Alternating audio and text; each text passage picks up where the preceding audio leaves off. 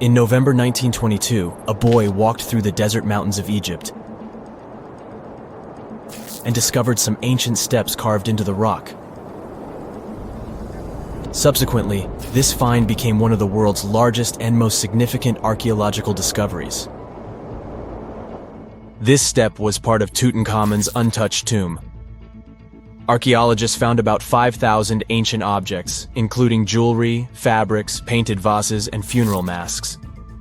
You've probably seen one of them. It has become one of the most recognizable attributes of ancient Egypt. More than 100 years have passed since then, and now humanity has finally become close to another large-scale discovery, the tomb of Cleopatra. This queen was the last active ruler of the Ptolemaic Kingdom of Egypt, who sat on the throne from 51 to 30 BCE. There are many ancient records about Cleopatra, her reign, and her unusual personality, but until now, no one has discovered the secrets about her passing away in the burial place. So, one archaeologist, Dr. Kathleen Martinez, has been studying ancient records and temples around Alexandria for decades, and concluded that the tomb of the queen should be located under the ancient city of Taposiris Magna, founded in 280 BCE. It was a big city on the northern coast of Egypt, where tens of thousands of people were engaged in trade and industry, and it seems that Dr. Martinez's guesses turned out to be correct.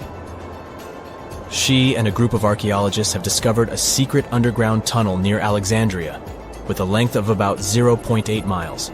It was cut into the rock under Taposiris Magna's temple. During further excavations, they found many things that indicate Cleopatra's tomb lies in the tunnel's depths. It's also possible that she is buried there together with the Roman commander, Mark Antony. According to ancient records, Cleopatra and Mark Antony loved each other and together opposed the Roman Senate, which declared Antony a traitor. The fact that natural disasters have occurred on the territory of Taposiris Magna for thousands of years can complicate the excavations. Earthquakes and floods destroyed the city and possibly flooded its underground tunnels. But archaeologists hope the ancient tomb remains untouched, and that it hides many treasures and records about the royal life of ancient Egypt during the reign of the last dynasty. There's a chance that excavations will go underwater and in the mud. This will require much time and funding, but archaeologists are sure it's worth it. Anyway, it's too early to say that Cleopatra is really buried there, but scientists have found many things in the tunnel that confirm this, including clay pots, dozens of coins with the image of Cleopatra and Alexander the Great, as well as a bust with the image of the Egyptian queen. Cleopatra is still one of the most popular personalities in Egypt, on an equal footing with Ramesses III and Tutankhamun. She inspired many films, paintings, and books, but what made her so popular? She became famous for her inconsistency. She was a beautiful, intelligent ruler who pulled Egypt out of the crisis and made it a prosperous power. Medieval Arabic texts say she knew chemistry, mathematics, and philosophy, and may have written several scientific books. She knew several languages and had excellent diplomatic skills. At the same time, there are many legends that she was a femme fatale who drove many men crazy. However, there's no evidence that her beauty was incomparable. The image of a stunning model was created by Hollywood when it made several films where famous actresses performed the role of Cleopatra. And the Roman Emperor Octavian, the adopted son of Julius Caesar, specially created the image of Cleopatra as an insidious seductress because he was her enemy. Even though she was born in Egypt, Cleopatra wasn't an Egyptian. Her ancestors were Greeks, among whom was one of the generals of Alexander the Great. However, the people of Egypt loved her. She learned the language and was very sensitive to the traditions of this country. She knew the history, mentality, and customs of ancient Egypt well. She raised the level of its economy and strengthened its status as a world power. Much of this was made possible thanks to her cunning and impressiveness. She loved theatrical performances and lavish celebrations. She knew how to surprise people and put on a show. But behind the exterior image of a luxury lover was an intelligent and calculating ruler. Ancient Egypt was a rich, luxurious country, and Cleopatra did everything to increase its wealth and strengthen its position in the international arena. For example, she was once in conflict with her brother Ptolemy XIII Odd. The queen knew that she wouldn't be able to resist him, so she decided to attract Julius Caesar to their side.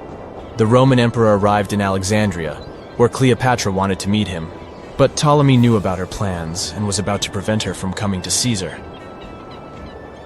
Then, instead of a rich and noisy arrival, Cleopatra decided to make her visit inconspicuous. She wrapped herself in a carpet or linen bag the emperor's servants carried into Caesar's private chambers. Cleopatra emerged from the carpet and impressed the Roman emperor with her beauty and determination. As a result, they fell in love with each other and became close allies. After some time, she impressed another influential Roman for diplomatic purposes. She arrived to meet Mark Antony on a golden barge with purple sails and silver oars. Cleopatra was dressed in the image of Aphrodite and sat under a magnificent canopy. Her servants dressed like cupids and were blowing her fan and burning incense. But Cleopatra created such a show for a reason. She knew that Antony revered Greek mythology and considered himself the embodiment of Dionysus. As a result, he was so impressed with this woman that he ended up marrying her. Cleopatra defended her crown, strengthened her alliance with Rome, and bore Antony 3 children. In Egypt, they threw big parties and enjoyed wealth with power. However, the relationship of a high-ranking official with the Egyptian queen caused a scandal in Rome. Octavian was Antony's primary opponent in the struggle for power, so he exploited the situation to darken the competitor's reputation. He used propaganda to make Cleopatra an insidious seductress in the eyes of Roman citizens. He accused Antony of succumbing to her charms. The Roman Senate supported Octavian and declared Cleopatra an enemy. In 33 BCE, this conflict reached a high point when Antony's navy clashed with Octavian's fleet. The latter won and forced his enemy to flee to Egypt with Cleopatra. According to some records, they took refuge near Alexandria. Pursued by the Romans, they hid in one of Cleopatra's palaces and met their end. Some legends say that Cleopatra was an expert in poisons. She provoked a venomous snake, a viper or an Egyptian cobra, to bite her. Also, according to another legend, she pricked herself with a poisonous needle. There's a theory that Cleopatra always carried an ampule with poison inside her hairbrush. And when she was cornered, she soaked the needle with this poison and pricked herself. None of this can be said for sure. Scientists are still trying to find out the truth. Perhaps when they reach Cleopatra's tomb, the world will get more answers about her tragic fate. She is considered the last ruler of Egypt. After her passing, Octavian plundered her palaces and temples and returned to Rome, where he became the main emperor. He successfully ruled the country and expanded its borders. His reign ended when he turned 75. World history would have looked different if Cleopatra and Mark Antony hadn't lost that naval battle. By the way, did you know that more time has passed between Cleopatra's reign and Neil Armstrong's flight to the moon than between the reign of the Egyptian queen and the construction of the Great Pyramid of Giza? Armstrong took a step on the Earth satellite in 1969, 38 years after the birth of Cleopatra. And the construction of the pyramid took place in 2560 BCE. Imagine how long the history of ancient Egypt is. Cleopatra is closer to us in time than to the pyramids. For more than 3,000 years, the gold mask of Pharaoh Tutankhamun stayed hidden in the Valley of the Kings. This artifact, which stands about 21 inches tall, shows how skilled and artistic the ancient Egyptians were. But nobody expected that X-rays would reveal its biggest secret. King Tut was the last ruler of his family during the 18th dynasty. He took the throne at just 9 years old, but ruled for only 10 years before he passed away unexpectedly. If we're being honest, back in ancient Egypt, he was mostly forgotten by the rulers who came after him. His tomb wasn't a big deal for them, so much so that even the grave robbers forgot about him. It might sound a bit sad, but the truth is that it was actually great news for us. Since his tomb was practically forgotten, it ended up being perfectly preserved. While the other tombs in the Valley of the Kings were looted, his remained sealed and untouched. So when it was discovered back in 1922, it had over 5,000 precious objects inside. That made Tutankhamun basically an instant celebrity and one of the best-known pharaohs nowadays. Among the treasures was the most stunning piece, his golden mask. This mask is said to be an exact image of the king's face, or at least it was supposed to be, but we'll get to that later. The purpose of this accurate representation of his face was to make sure that his soul would recognize him in the afterlife and return to his mummified body. In ancient Egyptian beliefs, this would allow him to continue living in the afterlife. The details of the mask clearly looked incredibly difficult to create, but people didn't realize how complex it truly was until many years later. The first X-rays of the mask were taken in 1967. Back then, the main reason for these scans was practical – conservation. The mask was heading to Paris for an exhibition, and it was the first time it had ever left Paris. This would help them keep track of any changes during the exhibit. Plus, the images could give clues about how the mask was made, but back then, they probably didn't fully realize just how complex its construction was. I mean, Egyptian goldsmiths didn't use modern soldering techniques. So, how did they make this mask? New X-rays taken in 2007 gave us some answers. It turned out the Egyptians didn't use pure gold, which is 24 carats. The mask was actually made of 23-karat gold, meaning it was mixed with another material. So specialists discovered that the gold sheets contained a small amount of copper, a reddish-brown metal. This was likely done to make the material more flexible and easier to shape. They would then shape the gold sheets by heating and hammering them over and over again. But there was one more secret inside the mask that wasn't discovered until 2015.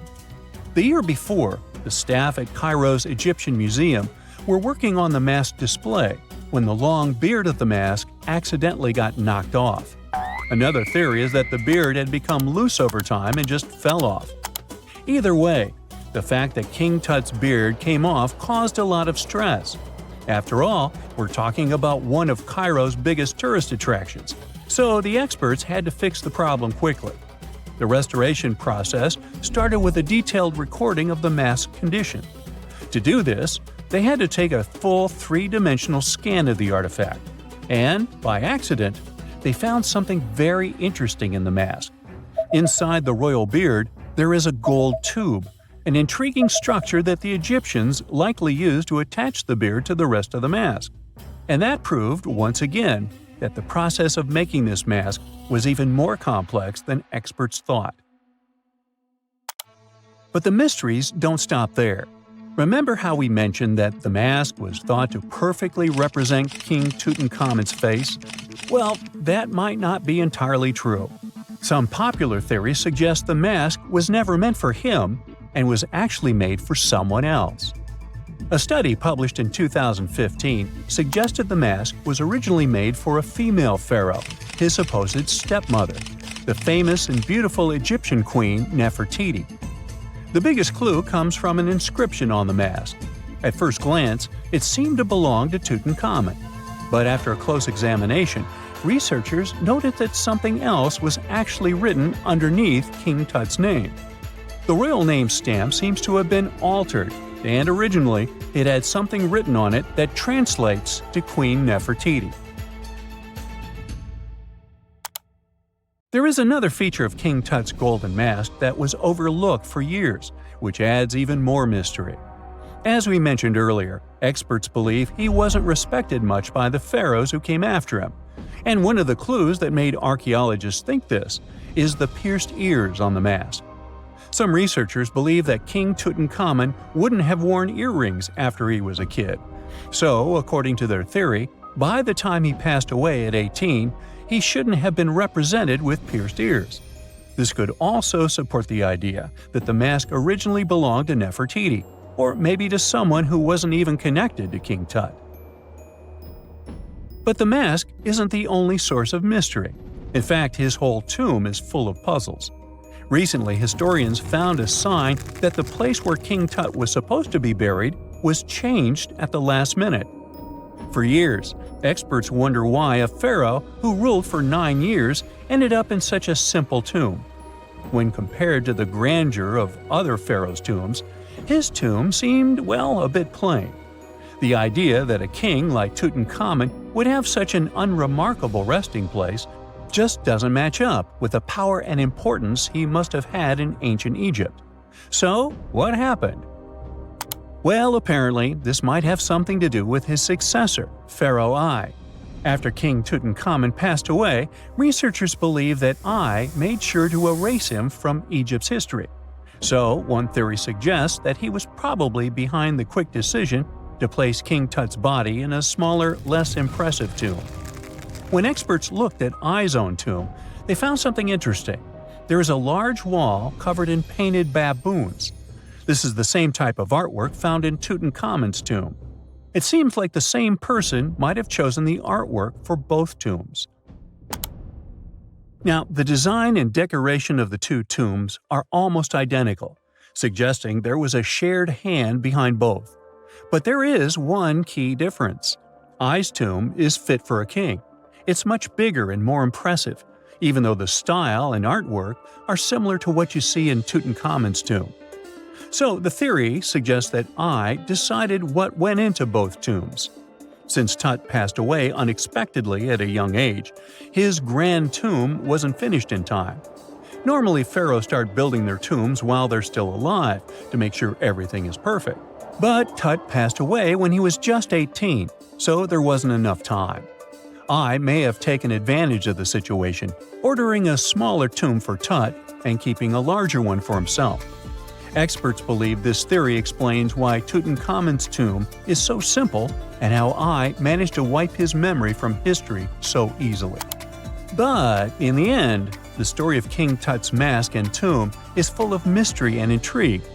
Each new discovery sheds more light on what really happened all those years ago. But one thing is for sure, the secrets of ancient Egypt still have much to reveal, and King Tutankhamun will continue to fascinate people for years to come. The ancient city of Taposiris Magna is hidden on the northern coast of Egypt. These days it has very little of its former glory, but what lies beneath it may hold the secret to uncovering a famous mystery, that of Cleopatra, the most memorable Egyptian queen in history. The recently discovered tunnel is also known as a geometric miracle for its time. Excavations have uncovered a 43-foot-long structure below the ground, which is partially submerged in water. Its shape and construction technique are similar to that of the Eupalinos tunnel, another amazing ancient discovery. This one is located in Greece and was built by excavating simultaneously from 2 points, aiming to have them meet in the middle. The use of math and geometry to make this construction was astonishingly precise for those days, more so since it was built near a mountain. Archaeologists that have been working on the Taposiris Magna site since 2004 believe this tunnel may lead to the lost tomb of Cleopatra. The clues they found so far seem to back up this theory. For starters, the city and its temple were built by one of Cleopatra's ancestors, Ptolemy II. All the architecture seems to indicate it was dedicated to the ancient spirit Osiris and his queen Isis.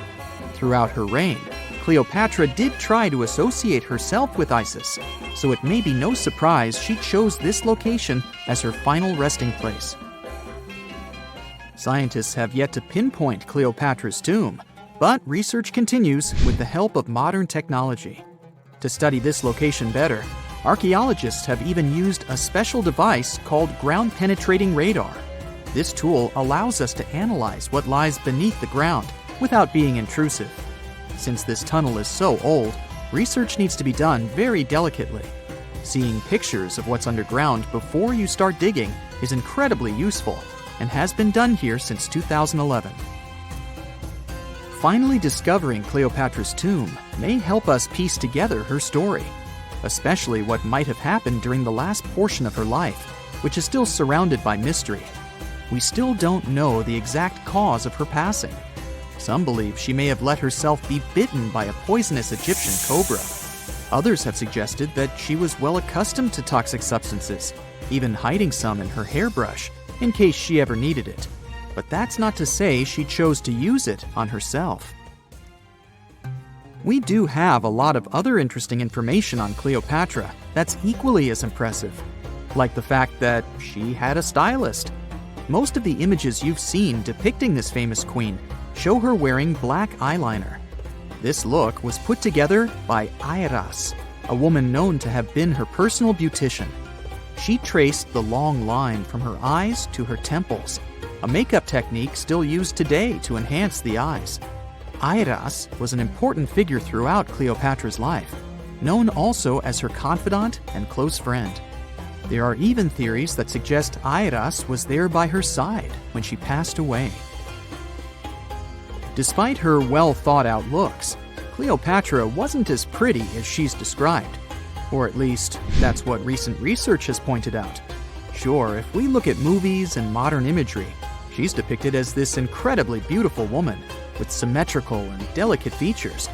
However, if we look at coins showcasing her image from back in the day, her looks are rather average. Her image on the coins might have been adjusted, too, to make the queen look stronger in the eyes of her people. So there is no trusted source available to confirm her image, but her description in most pieces of ancient literature speaks of her other qualities, like her voice and personality, not of her beauty. Cleopatra might have been the most famous Egyptian queen to this day, but she wasn't the first choice. She did have an older sister, Berenice, that was initially supposed to take the throne. Berenice passed away before she could do that, so Cleopatra took on the role and began investing in her education. She traveled throughout the country quite frequently, so she could become accustomed to her people and their needs. She was only 18 when the responsibilities were passed down to her, and immediately gained popularity because of her intelligence and education. Her taste in literature was quite good too.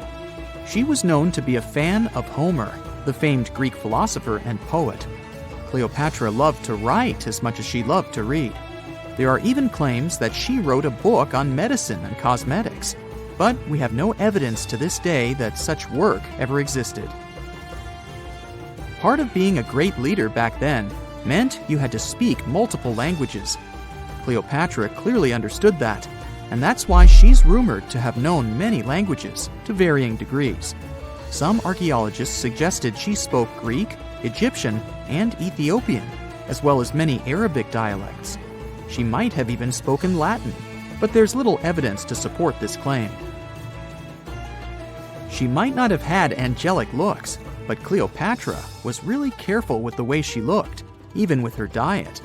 She was known to have enjoyed simple meals, including a variety of fish. Since she lived close to the Mediterranean Sea, it's really no surprise. As a treat, she liked to eat stuffed pigeons, which she also served to her guests. Other dishes on the menu included vegetables and fava bean soup. Fruits and nuts weren't missing from her diet either, and she was also a big fan of honey.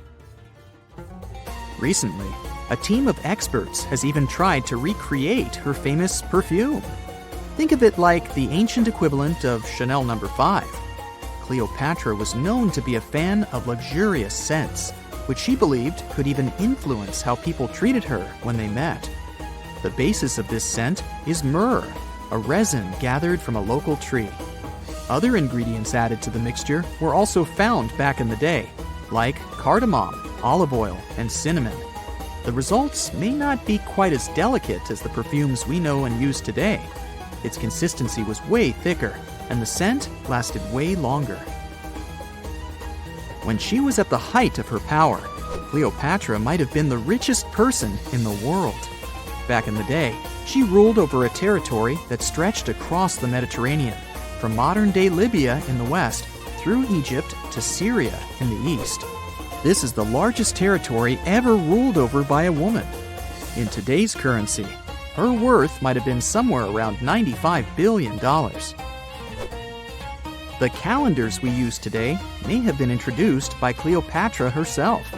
She presented the idea of leap years and leap days to Caesar, the Roman emperor she was known to have been close with.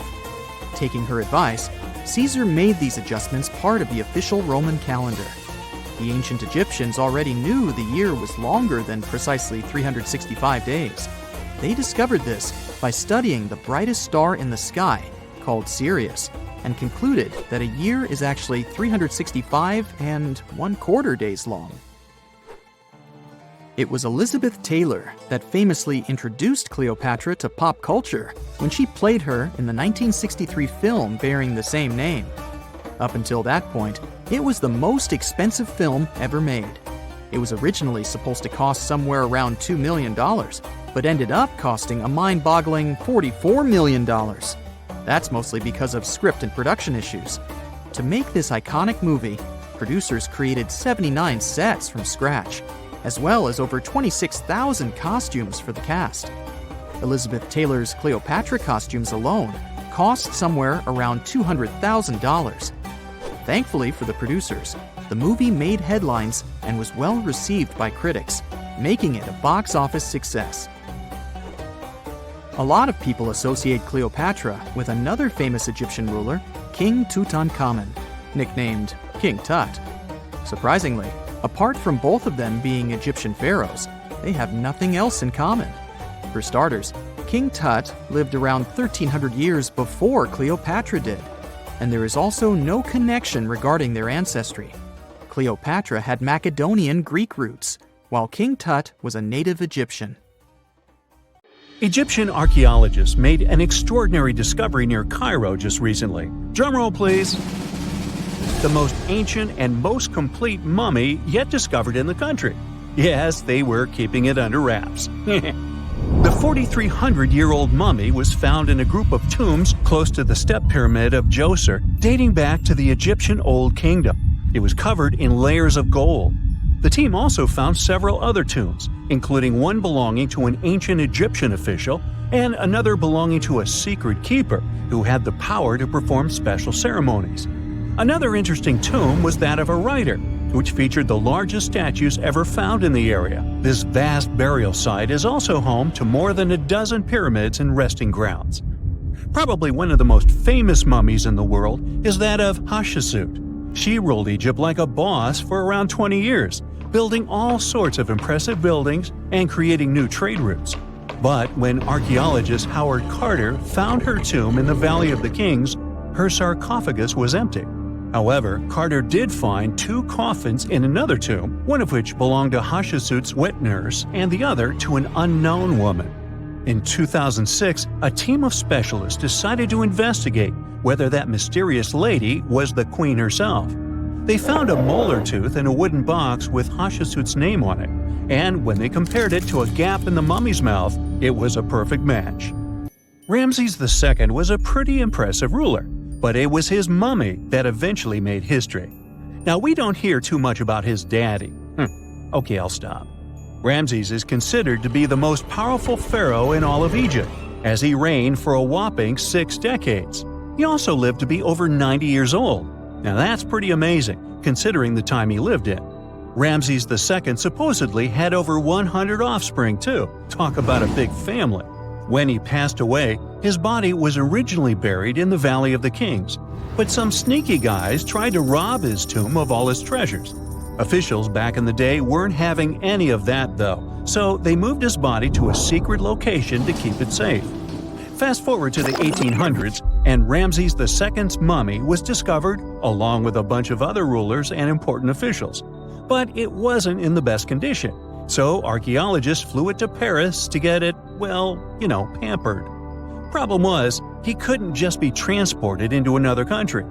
The only solution available was to give Ramses II his own passport. His occupation was listed as king, and the document even featured his photo. Most mummies aren't necessarily known for having the most hydrated skin. But that of an ancient woman, also known as Lady Di, proves otherwise. No, not that Lady Di. This wealthy lady from ancient times was discovered in an ornate tomb in 1971, and she looked fabulous, if we can say so about a mummy. Thanks to the special conditions in her tomb, like the moisture in the environment and the lack of oxygen, her body was almost perfectly preserved. Her skin was soft, her hair was on point, and she was still flexible. The museum that now proudly displays her mummy also shows a ton of fancy items that were buried with her, like dinnerware and musical instruments.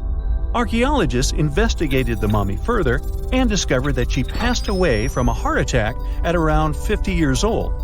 Even though it hasn't been around for over 2,000 years, Lady Di is still making history. The mummy of Otzi the Iceman was discovered in the Alps in 1991. Austrian authorities initially thought he was a modern mountaineer because he was so well preserved. Turns out, he was actually from the Copper Age. He was found in a mountain pass over 10,000 feet above sea level. Through studying his mummy, we've learned so much about life in Copper Age Europe. For example, we know that he was a native of Central Europe and enjoyed eating meat. He also suffered from arthritis, narrowing arteries, and intestinal problems. But he likely used acupuncture and medicinal herbs to treat these conditions. And apparently, he was pretty handy with tools. He sharpened them just days before his untimely demise. Who knows if he was expecting trouble or just getting ready for some routine work. Now, King Tut and his story is most likely the one that made all mummies famous. This pharaoh passed away at the young age of 19, more than 3,000 years ago. But his mummy is still one of the most well-known in the world.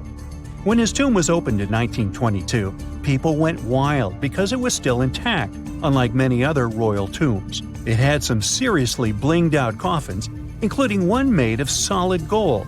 Not only did Tut's tomb give us a glimpse into ancient Egyptian history, but his mummy also taught us a lot about the time he lived in. DNA analysis helped identify his parents and revealed that the pharaoh had a rare bone disorder that might have made walking a bit tough. Now, Ginger is most likely one of the coolest mummies you'll ever hear about. He's like a time traveler from 5,000 years ago who's still looking fly with his golden hair and perfectly preserved nails. Ginger was discovered in Egypt and is believed to be the earliest known mummified body. Before people even knew about mummification, they used to place bodies in shallow graves in the hot, dry sand. And since the sand absorbed all the water, bacteria couldn't reproduce and the body was preserved naturally. Now, scientists are not sure if Ginger's preservation was intentional or not, but since he was buried with some pottery vessels, it's likely that whoever buried him knew some serious preservation techniques. If you want to meet Ginger in person, he's currently chilling at the British Museum.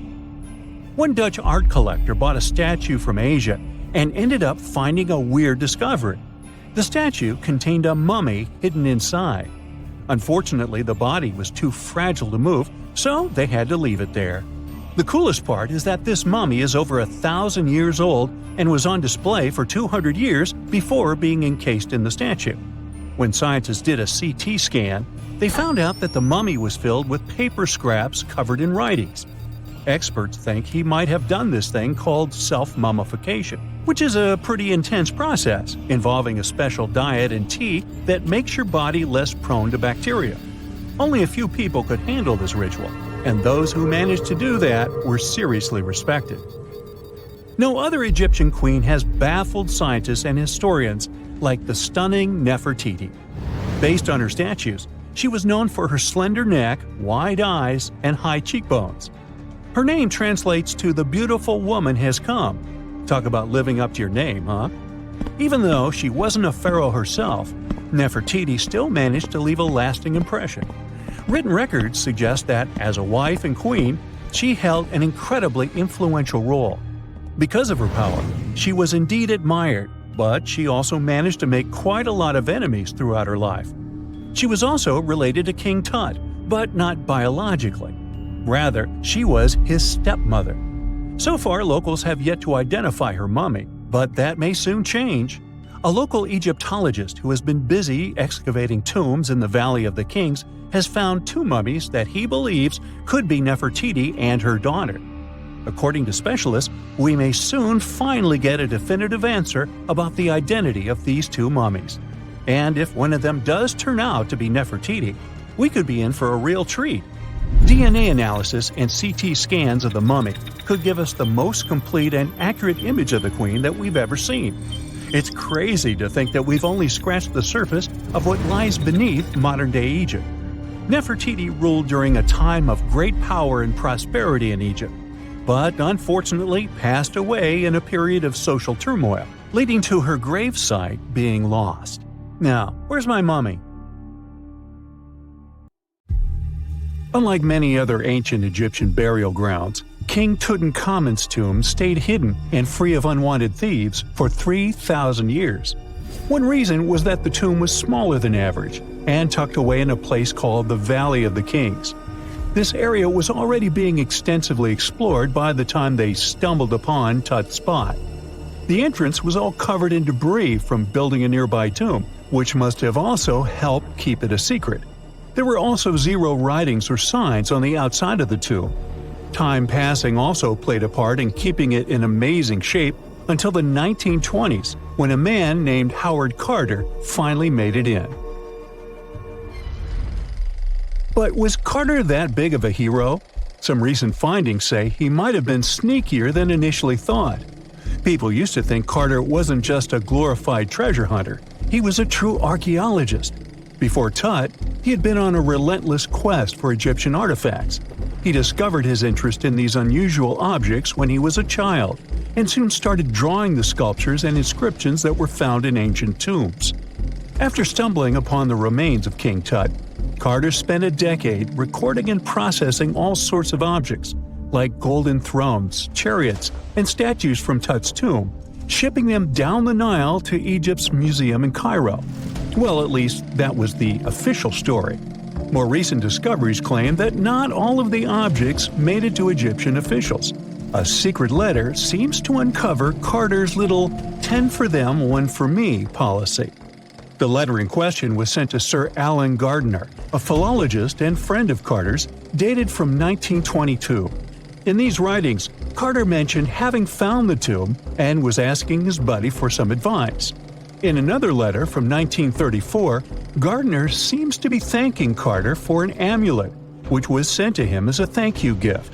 Carter was adamant that it didn't come from Tut's tomb, but evidently it did. Even the British director of the Egyptian Museum was onto Carter's sneaky endeavors, but couldn't prove it. He compared Gardiner's amulet to others from Tut's tomb, and lo and behold, they were a perfect match. Gardiner was so disappointed to have been put in such a sticky situation that he vented to Carter in another letter. Deciding to be a good friend, Gardiner didn't throw the famous archaeologist under the bus. Instead, he advised Carter to take those stolen goods back to Cairo, just like he'd advise you to like this video and subscribe to the Brightside channel for more amazing videos on the most unique topics in history. It's not the only shady piece of information on Carter's post-discovery behavior. In 1947, a man named Alfred Lucas, who used to work with a controversial archaeologist, gave some information in an obscure journal in Cairo. He claimed that Carter sneakily cracked open the burial chamber door himself. Then he sealed it back up like nothing had happened before the official uncovering. Now, why would he do that? Well, the same theory suggests that Carter and his crew might have entered the tomb early so they could get their hands on some ancient goodies. Obviously, these people couldn't risk having such objects sold while they were still alive, but made sure they were auctioned off after they passed. Carter, though, never confessed to anything. He made no official denial either, but the Egyptian government couldn't risk any more mysterious disappearances, so they prohibited him from entering the tomb for a while. Some have connected this apparent stealing to the curse of King Tut. If you've never heard of it, know that it became quite the scary tale soon after King Tutankhamun's resting place was uncovered. It claimed that anyone messing with the tomb of the boy pharaoh would face some serious bad luck. It's not all dramatic like a mummy going on an aggressive spree, but word got out that the people involved in disturbing King Tut's lair met some mysterious, untimely ends. The main untimely passing related to this supposed curse is that of George Herbert, the 5th Earl of Carnarvon. He was this British aristocrat who helped fund the search for the tomb. He passed away just a year after the tomb was opened. Now, people love to call it mysterious, but it turns out that Herbert was already in pretty bad shape health-wise when he got to Cairo, and he ended up getting taken down by a regular disease. Now, let's talk numbers. There were a lot of people linked to this tomb opening: security guards, archaeologists, and supporting staff. And sure, a few of them did pass not long after the tomb started receiving visitors. As much as we'd like this curse to be true for the sake of, good storytelling, statistically, if you have a bunch of people connected to opening a tomb, you'd expect some passings just by random chance. The average lifespan for those supposedly targeted by the ancient curse was more than 20 years after the spell was supposed to kick in. Herbert's daughter even lived until the 1980s, that's half a century later. And Howard Carter himself lived until 1935, a solid 16 years after the big reveal. Some have suggested that the whole curse was nothing more than a careful PR strategy.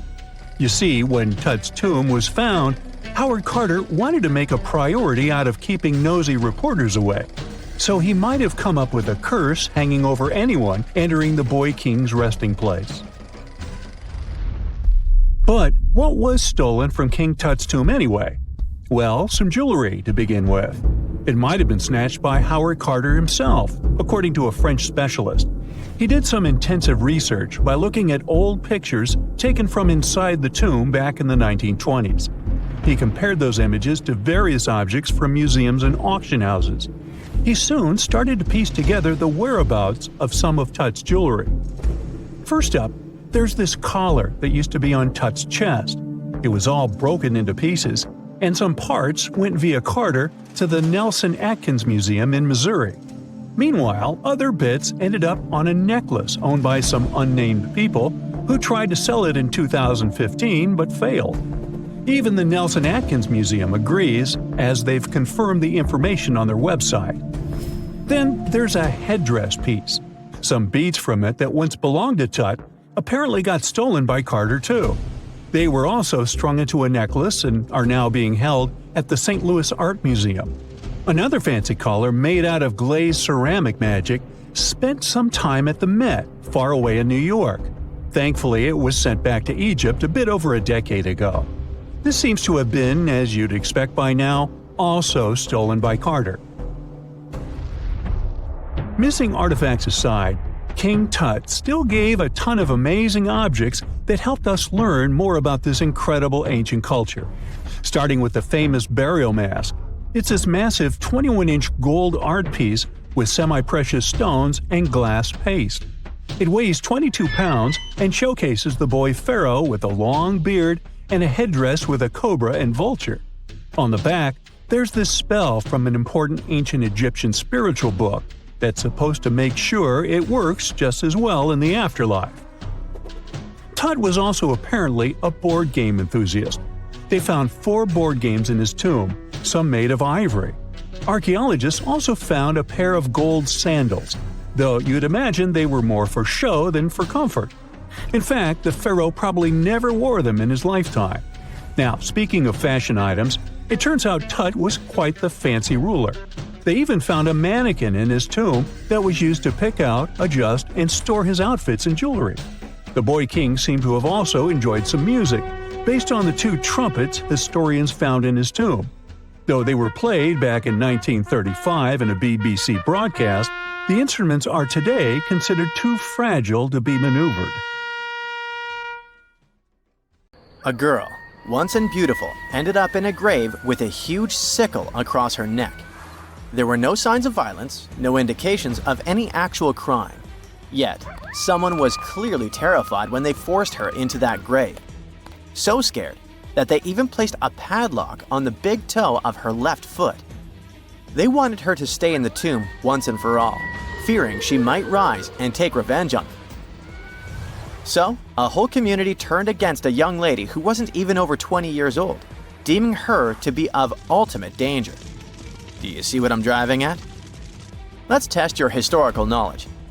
Who has been feared throughout human history to such an extent that commoners couldn't shake off that lingering sense of dread, even after their passing? If you say witches, warlocks, and vampires, you'd be completely correct. Just a little hint here. If you can't overpower someone physically, you can do it supernaturally. Well, that's at least what people used to think back in the 17th century. Not only was there a sickle and a padlock, but there were also signs of an attempt to twist the girl's corpse in the grave and turn it face down. This attempt had failed, leaving her spine buckled and twisted. By the way, the padlock wasn't necessarily meant to lock a vampire. It was more likely a talisman against evil spirits. That's a peculiar and, let's face it, very cruel way to bury someone. Yet it was a common practice for creating anti-vampire burial sites. The methods for preventing vampires from rising were quite elaborate. First off, let me introduce a term. Anti-vampire graves, known as revenant graves, date back thousands of years and have been found in various locations across Europe. Europe, you heard that right. Now before you say, hey, vampires are a Romanian thing, Dracula, duh, let me convince you otherwise. They are a part of all European folklore, meaning you can find references to them throughout Europe. With new settlements in America, vampire lore spread there too, eventually turning into the Twilight Saga. These anti-vampire burials are characterized by evidence of precautions taken to prevent those who bit the dust from rising. Such measures could include placing large stones on the deceased's legs or even piercing the body with a lance to fix it to the ground. To be completely safe, they could also consider removing the head from the torso. So, burying the body face down, cutting off the head, and pressing the body with a stone were the methods used to keep someone believed to be a demonic being from leaving the grave. Let's return to the poor lady, or rather, the girl. A couple of archaeologists, Dariusz Poliński and his partner, Magna Durodzka, who happened to be partners in both crime and life, stumbled upon her grave.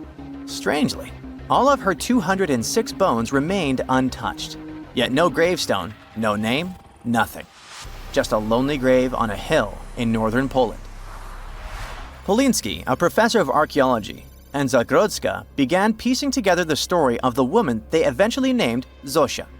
Carbon dating suggested she had been about 18 years old and had passed away about 350 years ago during a chaotic time in Poland's history. There is little documentation about this graveyard, which seemed to serve as a resting place for individuals marginalized by the community. Was Zosia a poor girl who had been marginalized because life forced her into the worst situation a lady could face? Not really. As the archaeologists delved deeper, they stumbled upon some hints that indicated she might have hailed from a rich family.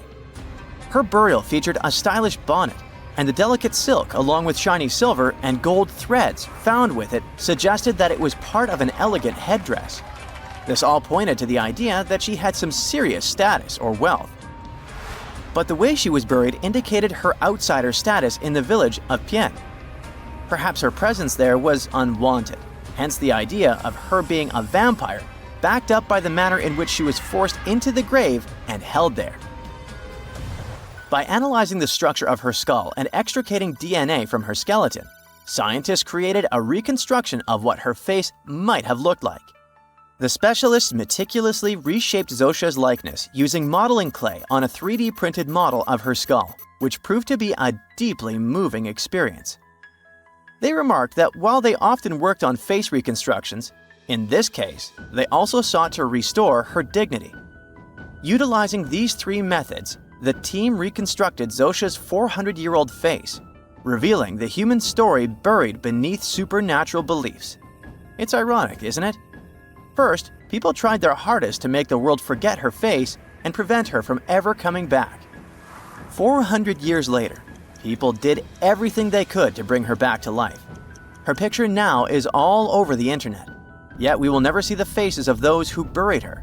Alas, this reconstruction project only allows viewers to visually connect with Zosia, but her true story remains a mystery.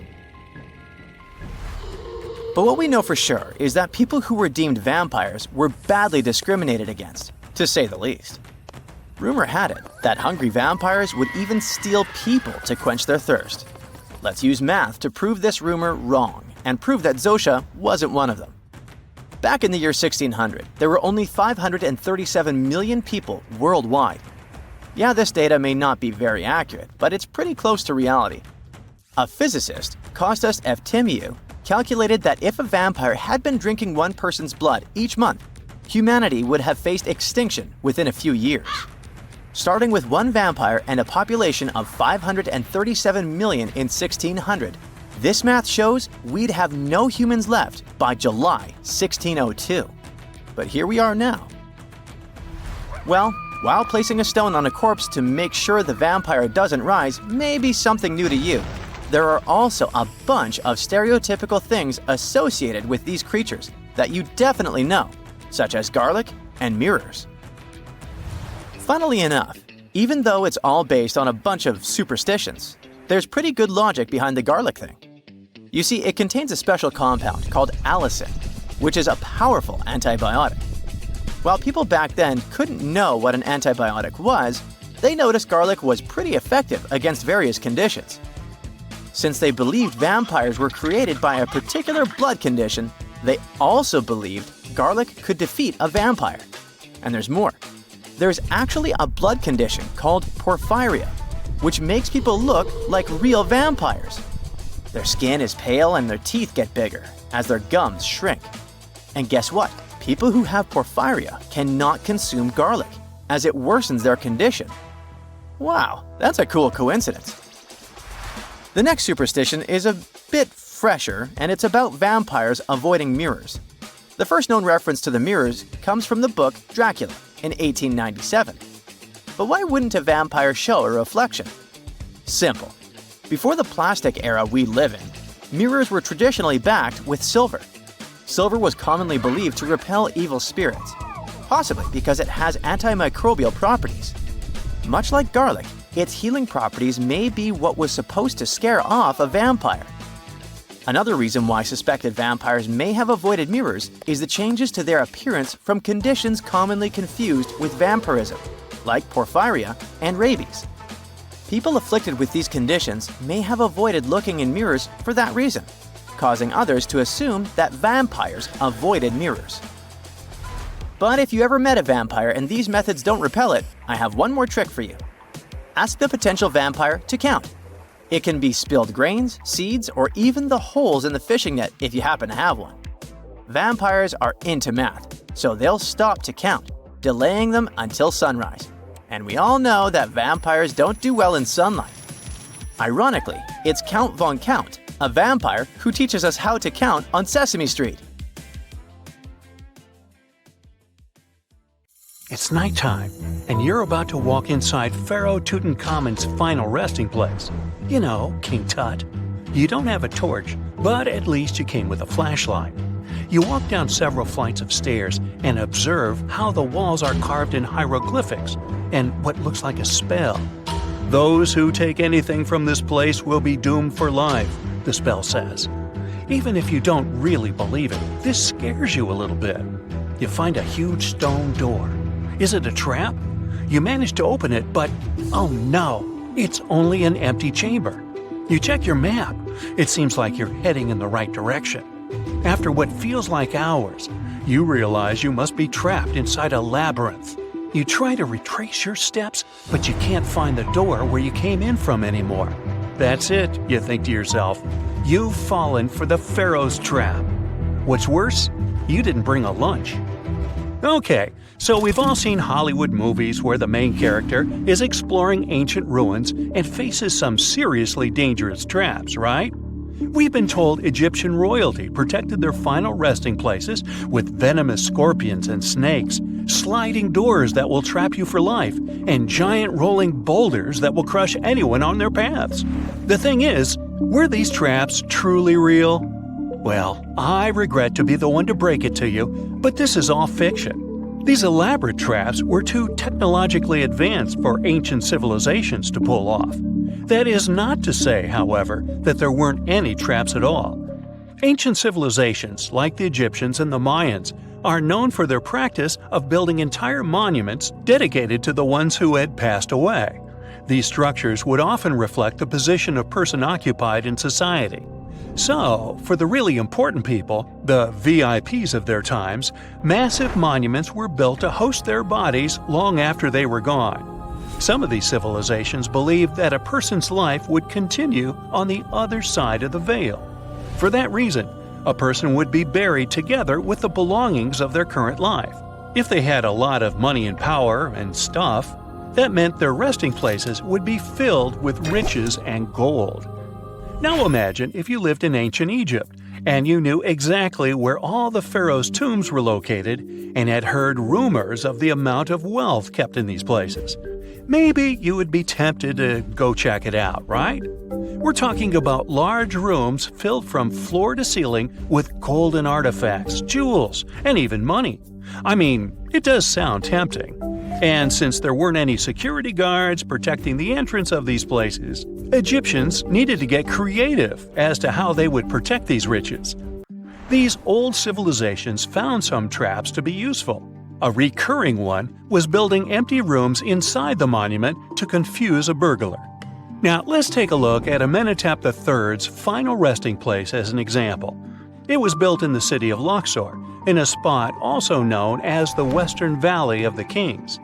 Two French engineers originally discovered the monument between 1905 and 1914 CE. The structure is huge and has more than 10 chambers, connected by long corridors and steep stairways. The King's Chamber is the most hidden one, and for an outsider to try and find it, they will probably enter a lot of empty rooms beforehand. Other pharaohs tried to protect their riches by commissioning monuments with false doors concealing pits that were up to 20 feet deep. This way, an unwarned and unwanted visitor would be surprised by the deep hole on their way to the king's resting chamber. Alongside false doors, pharaohs made sure to build labyrinth-style corridors and false walls. This way, robbers could take hours or days before they found the king's real chamber. As to pits with poisonous snakes on them, if there were any reptiles inside these monuments, they probably got inside on their own and would most likely not stay there for long. There is no way snakes would survive years and years without food inside these pits. So yes, another Hollywood-induced belief right there. If these traps seem boring to you, archaeologists did find an interesting deterrent in the final resting place of the Red Queen of Palenque in Mexico. Palenque was one of the most powerful Mayan cities in pre-Columbian Mexico, and the Red Queen was believed to be the grandmother of the last Mayan king, undoubtedly a person of immense importance to the empire. In her honor, a huge monument was built to keep her body after her passing. The discovery of the tomb itself was already thrilling. Archaeologists found an ancient monument when digging at the site back in 1994. The first thing they found was a room with a hidden door. Once they opened the door, they discovered a long corridor. Finally, at the end of this corridor was the Queen's chamber. The team of archaeologists was beyond excited to unearth this chamber with the mummy of the Queen herself still inside it. They found her to be accompanied by her pearls, jade shells, and expensive rocks. But as the team explored the remains, they saw something rather strange. The room was filled with a red-colored powder. Researchers knew that the color red was important to the Mayan people, and that much of their clothing and buildings were decorated with this color. But they didn't understand why the queen was buried with this unknown red substance. After they took a sample back with them for further analysis, they discovered that the red powder was cinnabar, a very dangerous mineral. This powder, when inhaled, can cause, shall we say, severe health damage to a person. The team concluded that this could only be a trap for anyone trying to steal her riches. Okay, so dangerous powders might have worked as the most intense traps we've seen until now. But perhaps the cheapest way to keep out unwanted visitors was to advertise spells written out all over the monument. We'd probably laugh at these today, but back in the day, they were more or less effective. Spells usually said that the person who took anything from that place would meet a tragic fate. Some spells said that robbers would lose their houses in big fires or terrible floods. Other spells said burglars would have incurable and undiagnosed health issues, but they weren't really enough to stop people from taking any gold. There are some stories surrounding how these spells might have been real. One of them is from the famous British Egyptologist Howard Carter, the one responsible for unearthing Pharaoh Tutankhamun's resting place in the 1920s. After months of unsuccessful digging, Carter discovered the tomb's existence by chance. He found the entrance to a stairway right beneath the soil where he had been searching all those months. With the help of a team, he cleared the piles of sand blocking the stairs and discovered a doorway. The door had several royal symbols carved into it, and Carter knew this could only mean a very important person had been buried there. And he was right. With a chisel, he made a hole in the top left-hand corner of the doorway and lit his vision with the help of a candle. He couldn't believe what he was seeing, the reflection of several golden and jeweled items crowding the chamber before him.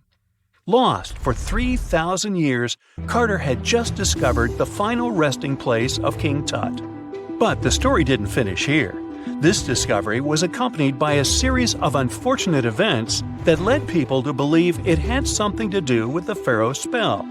Carter himself mysteriously passed away just a few years later, and some of his assistants lost their houses in floods, just like one of the spells threatened. Some say it's just coincidental, as there's no real proof of these things being connected. Well, what do you think? Was this an effective trap after all? When you hear the word mummy, you might get a chill down your spine. That's because most of us associate this word with those creepy characters we've seen in some scary movies. But in reality, mummies have helped us understand a lot about ancient civilizations, their rulers, and about how people used to deal with losing their loved ones. The people most famous worldwide for their mummies are the ancient Egyptians. They believed that some sort of existence after passing away was possible, if certain conditions were met. That's why they insisted on preserving the human body through the process of mummification and placing the mummy in a furnished tomb, kind of like giving it a fully functioning apartment of its own. Why did they believe in this? Well, because they were deeply connected to their natural environment for the most part.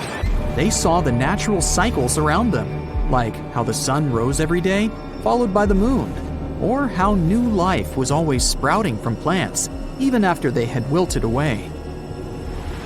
They also believed that the powerful spirit Osiris, who represented the cycle of passing away and resurrection, played a role in this process. To prepare for the afterlife, the ancient Egyptians followed certain rituals, like mummification, which involved using materials like honey, resins, and incense to preserve the body. There's no other mummy more popular than that of King Tut. He was a young pharaoh who ruled over 3,000 years ago in Egypt. The problem with discovering ancient royal tombs is that most of such burial sites were previously robbed. People knew ancient rulers had been left with many valuable belongings, so those locations became vulnerable to thieves. When King Tut's tomb was opened in 1922, people were excited because it had not been robbed, like many other previously discovered royal tombs. That's how well hidden it was. Inside, his mummy was encapsulated in a total of 3 coffins, including one made of gold. The objects found in his tomb showed us what ancient Egypt was like, and studying his mummy also helped us learn about the culture and practices popular at the time when he passed away. We also learned about his family by looking at his DNA. Scientists were able to discover that he had had a disease called malaria and a problem with his foot that might have made it hard for him to walk. Ramses II was another pharaoh in Egypt who ruled for 68 years, which was quite a lot back in the day. He was known for his expansion campaigns and building projects. Many objects from his time as a ruler still exist today, including a large statue of him. Ramses II was about 6 feet tall and lived to be about 90 years old. After looking at his mummy, scientists concluded that he may have had a medical condition that affected his spine. Now, remember those thieves I mentioned before? They are probably the reason why Ramses II ended up in a plain coffin in a secret collection of royal mummies at Deir al-Bahari, which was rediscovered in 1881. Thankfully, archaeologists were able to identify him because his journeys had been recorded on his wrappings. The process was really tedious too. In fact, in ancient Egypt, the mummification process could take a staggering 70 days to complete. A special person would say a very specific speech while delicately handling the body and drying it out using a type of salt called natron. They also used linen and resin to make the body look more lifelike and to wrap it in cloth. The tomb was equally as important for ancient Egyptians. The walls of King Tut's tomb, for example, were adorned with intricate artwork that depicted his journey to the afterlife, from his burial procession to his passage through the underworld. The ancient Egyptians believed that everyone made this journey after passing away, and they filled their tombs with items and paintings to help the person in their spiritual travels. Additionally, the walls of the tomb were decorated with spells from a special book, which contained a collection of poems that the Egyptians believed would help people reach the afterlife. And speaking of how important this journey was, people also placed food in these ancient tombs. In King Tut's tomb, archaeologists discovered 36 jars of vintage beverages and 8 baskets of fruit, which were believed to be left there to help him in his journey to the afterlife. The Egyptians believed that traveling to the afterlife took a really long time, so they left a lot of supplies, such as food and water, to sustain their loved ones. Pharaohs also generally had numerous luxurious garments and beautiful jewelry in their tombs to ensure that they would have a fashionable journey. These items included various types of linen clothing, such as tunics, scarves, gloves, and headdresses, as well as a lot of gold jewelry with precious stones, like bracelets, buckles, pendants, necklaces, rings, and even precious depictions of insects for protection. Some were also deposited with fans made from ivory and ostrich feathers to keep them cool in the afterlife.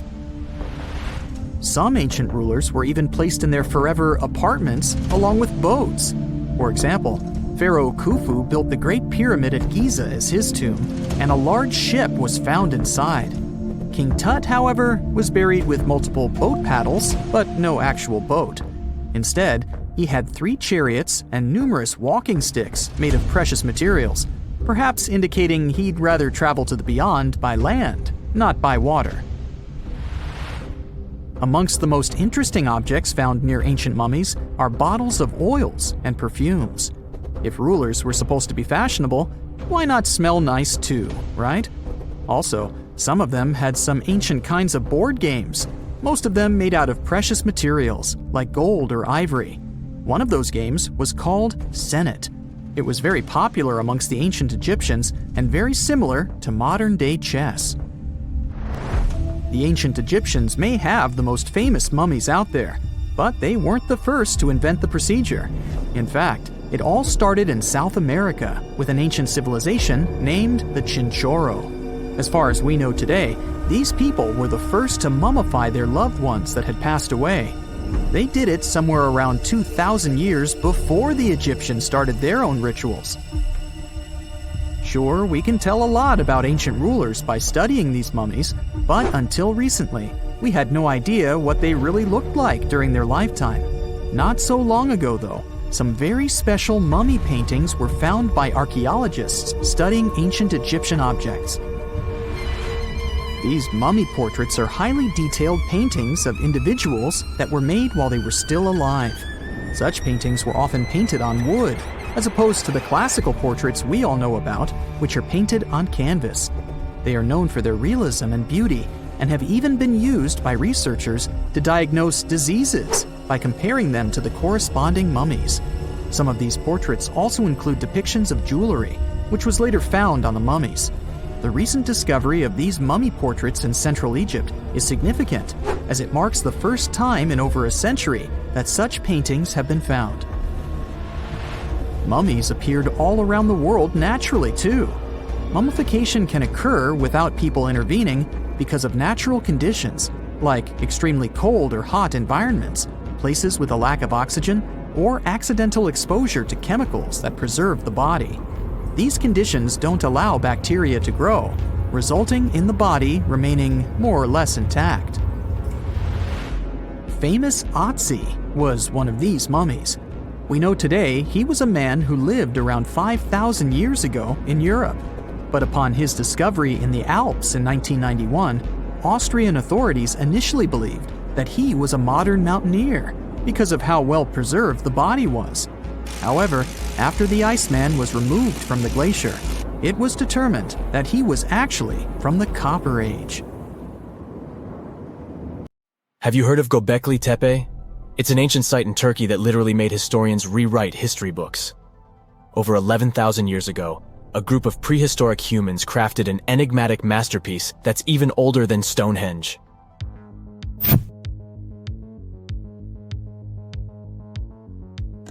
Before its discovery, archaeologists believed that people didn't know about iron and weren't good at making pottery. They were sure that settled life only emerged with the need for agriculture. But Göbekli Tepe changed this belief.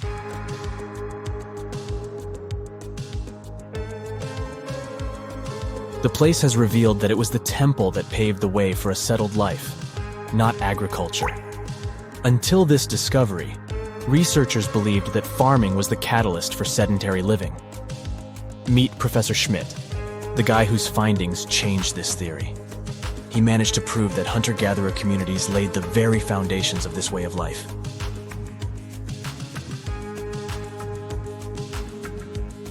Back in the 1960s, other archaeologists visited the area, but they totally missed the mark. While surveying the region, they stumbled upon a hill with scattered limestone slabs and concluded it was just an old burial ground from medieval times. Little did they know that there was so much more to uncover.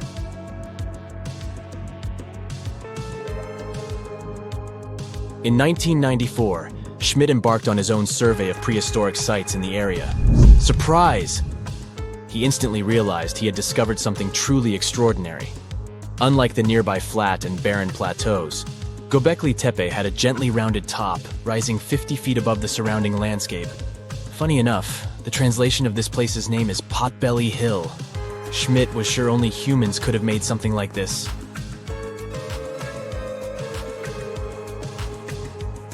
Those broken limestone pieces that were mistaken for gravestones turned out to be way more exciting. It was like stumbling upon a hidden treasure. The pieces took on a whole new meaning, and Schmidt with his team was about to dive into the secrets waiting beneath the surface. To their surprise, they found no traces of a settlement, no hearths for cooking, no houses, and none of those adorable clay figurines commonly found in nearby sites of similar age. However, they uncovered that those ancient people used tools like stone hammers. So, Schmidt and his team put their heads together and took a wild guess at the age of Göbekli Tepe's stone structures. Their estimation got backed up by some limited carbon dating done right at the site. The ancient vibes of this place were finally starting to make sense. It was like a puzzle slowly coming together.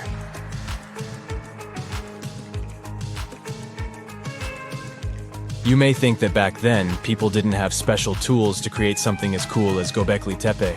Not true. Turns out, these prehistoric folks used flint tools instead of fancy metal chisels. They were also skilled at chipping away softer limestone and crafting pillars right on the spot. Afterward, they carried the pillars a short distance to the summit and placed them upright. Once the stone rings were complete, they covered them with layers of dirt. Over time, they added new rings, and voila! You've got a cool hill to impress people in the future.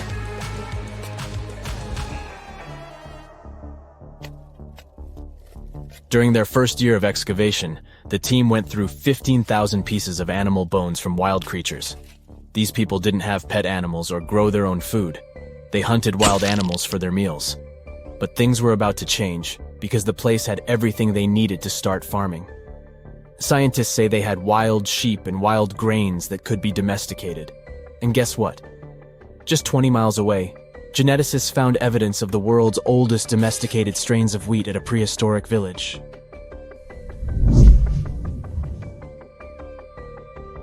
These amazing findings have completely changed how we view civilization. In the past, experts believed that people needed to learn how to farm and settle in one place before they could build temples and develop complex societies. But guess what? Schmidt's research flips that idea on its head. He claims that the incredible effort put into constructing these astonishing structures actually set the stage for the development of advanced societies. It means that societal and cultural changes happened before agriculture. Schmidt has this fascinating hypothesis about Göbekli Tepe. He thinks it could have been a special burial site where people left their loved ones. And here's the twist. The burial site was adorned with fancy statues and symbols representing deities from the spiritual realm. The idea that Göbekli Tepe could have served as a sacred place adds another layer of complexity to the whole story. While the site's true purpose may remain elusive, Schmidt's insights invite us to consider the profound interplay between life and the afterlife, and the deep reverence ancient hunter-gatherer societies may have had for their departed ancestors. Now let's talk about the stars of the show, the mesmerizing T-shaped columns that dominate Göbekli Tepe. These mysterious structures range from 10 to 20 feet tall and most likely represent stylized human figures. But one figure stands out from the rest, the three-dimensional lion relief. This depiction really fires up our imagination. Why? Because it hints at the possibility that lions roamed Anatolia during the Neolithic period.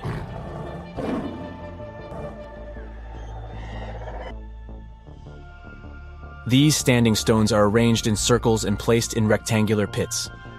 Each circle has a similar setup. Two big T-shaped pillars in the center, surrounded by slightly smaller ones facing inward. Talk about a stylish arrangement. These towering pillars reach a whopping 16 feet and weigh between 7 and 10 tons. Some pillars are plain and simple, while others are like works of art with intricate carvings. Foxes, scorpions, and vultures come to life, crawling and twisting on the pillars' sides. But it's not just animals depicted on these stones. Some pillars have abstract shapes representing humans, and even small carvings of clothing items. Some of them even have belts. Now, there's one pillar that stands out from the rest like a rock star. This super old stone pillar suggests that a comet crashed into Earth. It happened during a chilly period that lasted about 1,000 years. Previous studies examining Greenland ice cores hinted at this comet theory, but now the carvings at Göbekli Tepe prove it right.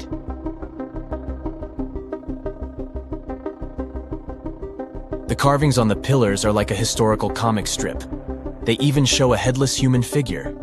Researchers fed the images into a computer and discovered their connections to constellations, indicating that this temple might have been an ancient observatory. It's like our ancestors were trying to document this cataclysmic event in their own unique way. Archaeologists have been excavating and researching Göbekli Tepe since the mid-1990s, peeling back layers of history and providing us with a deeper understanding of the intricate relationship between various elements. They have no plans to stop the whole process for another 150 years. Who knows what else they'll find? You see, Göbekli Tepe has been labeled purely as a ritual site with no signs of domestic activities. We were led to believe that the absence of water meant it couldn't support semi-sedentary communities. But scientists believe it's time to shake things up and approach Göbekli Tepe with fresh eyes. It's time to question what we believed before and use new evidence and different ways of thinking. Like, there might have been a group of people living in the area who didn't stay in one place all the time. They moved around a bit but still had their own civilization, living in the area semi-sedentarily. Göbekli Tepe is not just home to a single temple, but an astounding collection of over 20 ancient structures. As archaeologists delve into the depths of this wonder, they are unraveling its unique layout, featuring two prominent focal points at the heart of each establishment, complemented by smaller structures and dividing walls. What's even crazier is that in this area, there are over 200 obelisks, which are narrow tapering monuments. Hey, how do you feel about taking a trip back in time? We're diving into the history of the Amazon forest to unravel the mystery of its lost cities. Grab your bug spray and hop on. The Amazon forest is the world's largest rainforest. The environment there can be extremely challenging for human life. Yet, the legend goes that the Amazon has been home to sprawling settlements, rich in unmeasurable wealth. Could that really be true? Or is that none other than a figment of our collective imagination? The legend of El Dorado might be the myth that started this whole thing. As European explorers began their excavations in American lands back in the 1500s, word got out of an Amazonian civilization that used to paint their leader in gold as an offering to higher powers. The legend of El Hombre Dorado, aka the Golden Man, began to quickly spread around Europe. Explorers got excited at the possibility of finding an infinite amount of gold somewhere deep within the Latin American jungle. And as you can imagine, expeditions to the continent began to multiply with each passing year. It didn't take long before explorers found this civilization. They were known as the Muisca people and were located in Colombia, near Lake Gudavia. The Muisca people had a tradition of painting their leader, aka the Zipa, from head to toe in gold. In a ceremonial gesture, the Zipa would swim into the river, spreading gold dust all over the lake. For the Muisca, this was their way of acknowledging and thanking the higher powers of the universe they believed in. When European explorers heard and witnessed this practice, they were amazed. For them, gold was used solely for commercial purposes as their main currency for trade.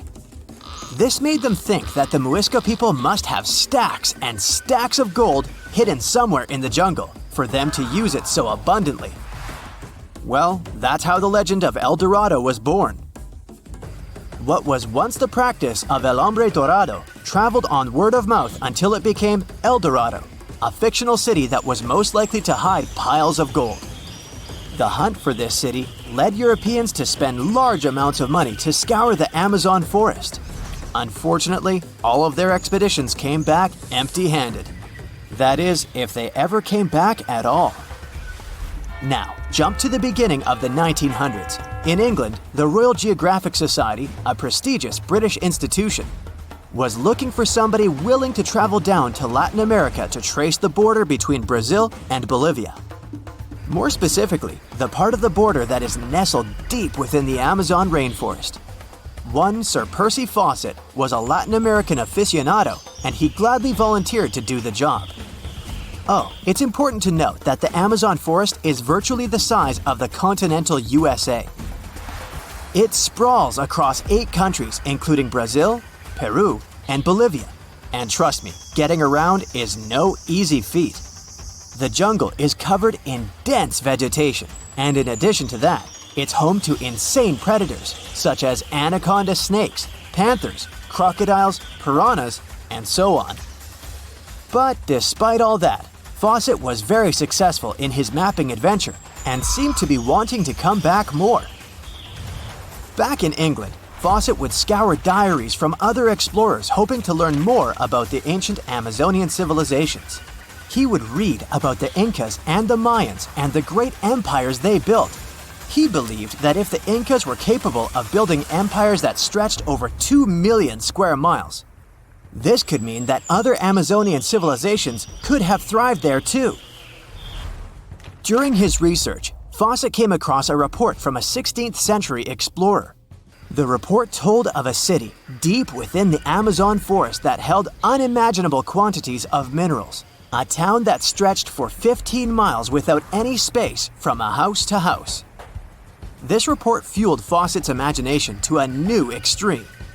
From then on, he became obsessed with finding what he called the lost city of Z. Over years, Fawcett searched the Amazon forest, usually looking for stone ruins that could possibly indicate human settlements. On his later expeditions, he focused on exploring the state of Mato Grosso in central Brazil. He would travel from Europe and into the lower region of the Xingu River. The trip to the Xingu would take him around 14 days on foot. Then, he would set sail in small wooden boats accompanied by local indigenous leaders that knew the region better than anyone. How he communicated with the indigenous population is still a mystery, since they only spoke in local dialects.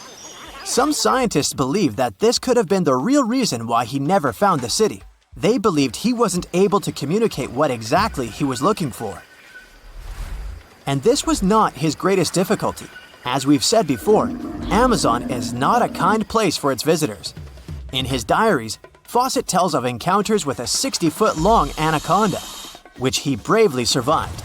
He writes of endless sleepless nights and waking up with his hands and feet swollen from mosquito bites. Some of his peers said he was invincible and tireless. But the day came during his 8th expedition when he didn't make it back home. Fawcett disappeared without leaving any trace behind. Some even suspect that he was close to reaching his lifelong goal.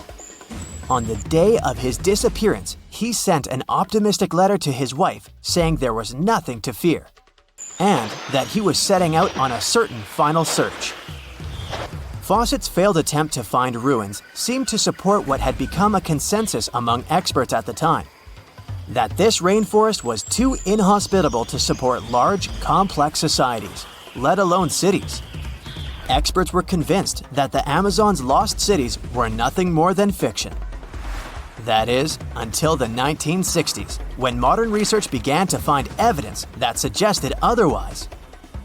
Scientists discovered patches of extremely fertile soil. They called it Black Earth. And apparently, they found lots of it in the Amazon, especially alongside rivers. Further research even showed that such soil was created by human waste or the intentional burning of forests, which adds nutrients to the soil below, which could only mean bingo! The discovery of Black Earth was the evidence that large-scale agriculture was possible and probably did exist amidst the Amazon, confirming that settlements could have formed there after all. In the 1990s, along the Xingsu River in Brazil, a team of archaeologists from the University of Florida made a remarkable discovery. Working alongside local indigenous people, they found very long ditches. After mapping them, they realized that these ditches were a sign of a big settlement. They were remnants of carefully designed walls centered around a plaza.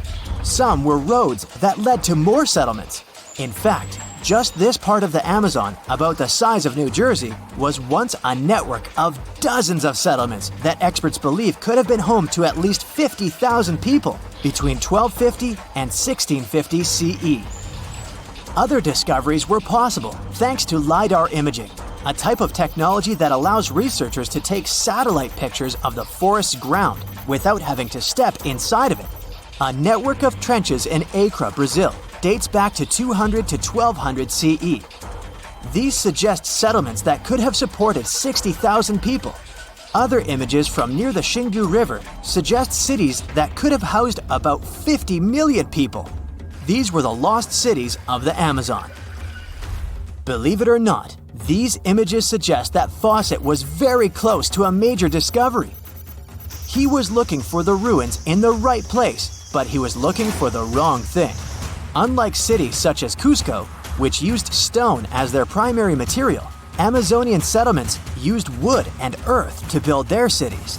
These materials are highly deteriorating and probably decomposed over time. Finding them required a bit more technology than what Fawcett had available at his time. Hey there, curious history buffs. Have you heard the legend of the ancient race of giants of Nevada? Yes, I'm talking about actual giants that allegedly lived thousands of years ago. Now I know what you're thinking. Giants, really? Well, archaeological finds add fuel to this debate too. And here's where it gets interesting. Lovelock Cave was indeed used as a burial site, and some of the remains found there are much larger than average human bones. The cave is by the Humboldt Sink in western Nevada. It was once part of an enormous lake, which eventually dried up, leaving a number of smaller ones, including the Humboldt Sink. The cave became the home of the Site-Ka tribe. According to the legend, these red-haired giants were so big that they had to be buried in the cave itself. Indeed, later on, archaeologists discovered 8 to 10 foot tall skeletons. This legend started to unfold when a mining engineer named John T. Reed talked to the locals in 1886. Once Reed saw the cave, he knew he was onto something. The news spread soon, but the cave was attracting another type of attention too. The deposits of a fertilizer known as guano were discovered inside the cave. So a mining company began excavating the precious resource in 1911 and soon shipped more than 250 tons of the fertilizer to San Francisco. Unfortunately, some of the human remains and artifacts were neglected and lost in the mining process. This led to an official excavation in 1912 and 1924. After the top layer of guano had been mined, strange objects started to surface. Around the area, the earliest evidence of human habitation dates back about 4,000 years.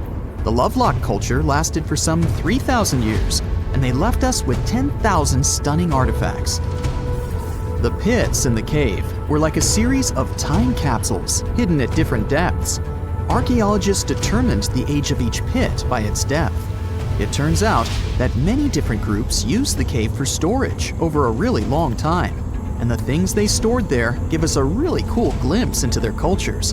It's like a giant ancient storage unit full of hidden treasures. What have the researchers found besides the giant bones, you might ask? Some other bodies were mummified using a method similar to the one applied by ancient Egyptians. These remains also had something in common with the bodies discovered as far south as Lake Titicaca. Both mummies had some red hair, yet there are scientists who believe this reddish hue is the result of the interaction with the environment in which the bodies stayed. So, while the story of the red-haired giants may be a wild and intriguing tale, not everyone is convinced. Some experts believe that the bones found in Lovelock Cave are simply the remains of prehistoric animals, like mammoths or sloths. But others insist that there's something more to the story. Other relics, such as finely crafted baskets and exquisite duck decoys made from tule fibers, were also found there. In any case, this cave is worth the attention it gets. By the way, you can still visit this cave today and see the pits of different depths with your own eyes. But let me tell you one thing. It's in a hot, dry, and isolated place. Archaeologists have made another discovery that seems to be straight out of a legend. They think they found the palace of the one and only Odysseus, who was the legendary Greek king of Ithaca and the hero of Homer's epic poem. Move over, Indiana Jones. We've got some real-life adventure happening here from around 1300 BCE. Apparently, this is the only palace mentioned in Homer's epic poems that hasn't been found. The excavations have been made on the Ionian Islands, and the view from the ruins found on the island of Ithaca are exactly as described in the Odyssey, says the professor who led the excavation team. Known to the ancient Romans as Ulysses, the Greek hero took 10 years to return home to Ithaca after the fall of Troy. For many years, Homer's other epic, called the Iliad, which tells the story of the protracted siege of Troy by the Greeks, was regarded as a myth too. But then, in the 1870s, Troy was rediscovered in modern-day Turkey's Çanakkale city. So, if they found Troy, who's to say they couldn't find Odysseus's home? The researchers were following Homer's words as a roadmap. The excavation site has a building complex with 2 levels. It has important finds, such as storerooms and workshops, a complicated drainage system, and fragments of pottery. It also has a well from the 8th century BCE, which is around the time when Odysseus is believed to have been the king. Yet, not everyone is convinced that the team has actually discovered the home of Odysseus. A British researcher named Robert Biddlestone insists that Homer's description of ancient Ithaca isn't very similar to the island that now has its name, and that Odysseus's kingdom was actually on the Isle of Cephalonia. However, Italian archaeologist Adriano La Regina might have a more realistic approach to this debate. He says that whether this find has a connection to Ulysses or not, what's more important is the discovery of this royal palace. Once upon a time, in a land far away, the Klamath Indians spread a legend about the creation of Crater Lake. Okay, maybe this land is not that far away, and it still exists. You can find it in south-central Oregon, in the western United States.